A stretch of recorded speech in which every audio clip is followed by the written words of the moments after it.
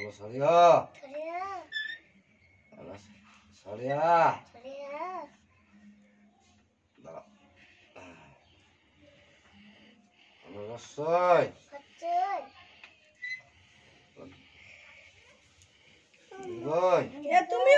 তুমিও বলবা দাঁড়াও সরিয়া সরিয়া ক আগে তারপরে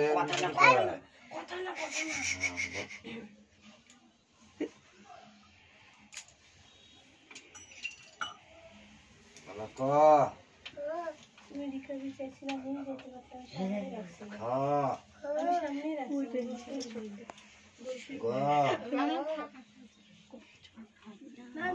সবই তো দেখো আবার আলাদা একটুখানি দিয়ে ঠাকুরের সামনে ও তো